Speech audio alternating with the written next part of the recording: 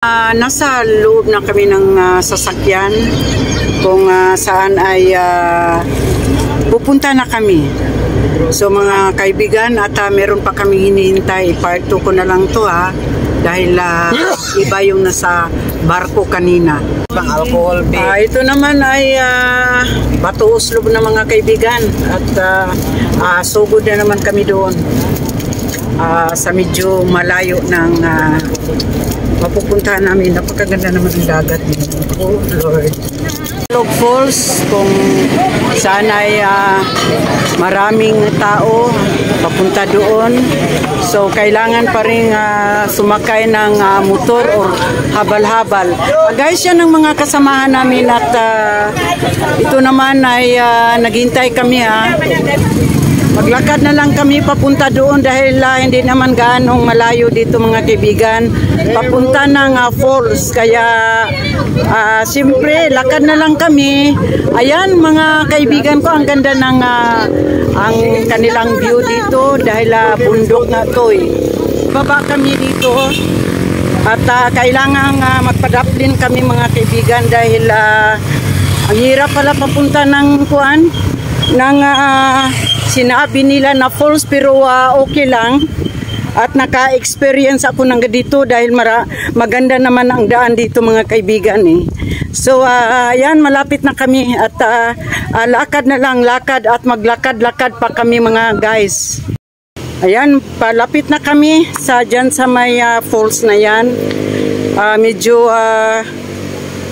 mga 5 minutes yata din ang namin, ang lakad namin dito Pag meron namang habal-habal is okay, madali lang Okay, maraming tao dito sa tinatawag nila na Tumanlog Waterfalls. Dito ng sakop ng saan bang sakop nito? Kulang alam, ano lang ako dito, bagong salta. Mga kaibigan, napakagandang lugar, malamig talagang, promise, napakaganda.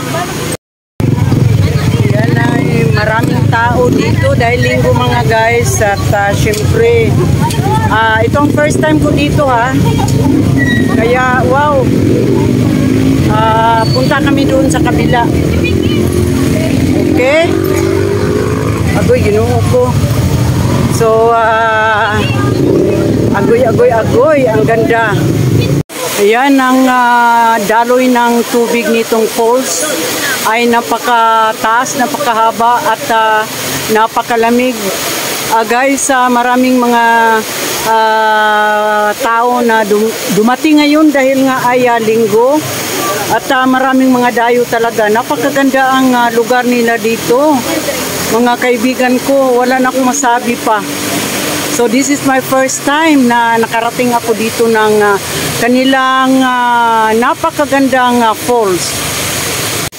Ayan, at akyat ako kunti pero delikadong buhay dahil alam mo naman ay napakabasa ang kanilang danan dito, kaya delikadong buhay, kailangan kunting ingat lang. So guys, ayan na yung mahaba na napakagandang falls. Maganda talaga. So ito na sila. At ayan, ayaw ko naman talagang maliligo dahil hindi ko bet na maliligo ako ngayon dito dahil wala akong dala. Ito na yung pinakamagandang falls na nakita ko dito. It's napakaganda talaga ang nature. Never goes out of style. So maraming mga dayo dito. So ito yung mga friends ko na nandito. From where you? France. You are from? Okay, Mercy. Okay, ito sila mga kaibigan. Kaya ayan, kailan pa kaya ako makabalik dito ng pagagandang lugar. Maraming ang tao guys, ay sila ay masayang masaya at napakaganda talaga, wala na akong masabi pa Ayan, first time kong nakapunta dito ng lugar.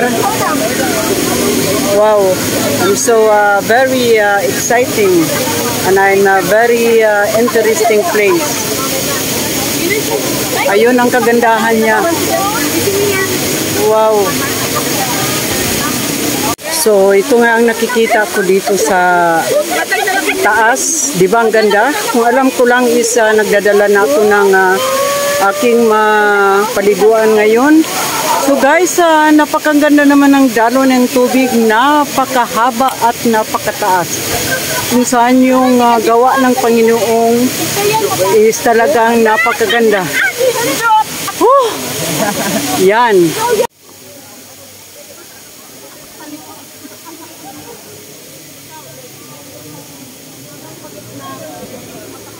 Ito nga pilahan ang pagsakay dito ng habal-habal papunta doon sa taas. Dahil nga mainit, so hintayin muna namin ang habal-habal. Ito na. Akyat na kami. Dahil nga ay doon na kami sa aming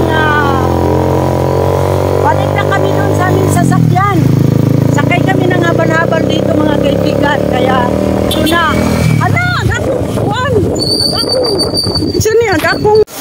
Sabi nga nila dito mga kaibigan at kahit ba naman malakas ang ulan, kahit ano pang bagyo, ganito pa rin ang daloy ng kanilang tubig dito sa falls na to.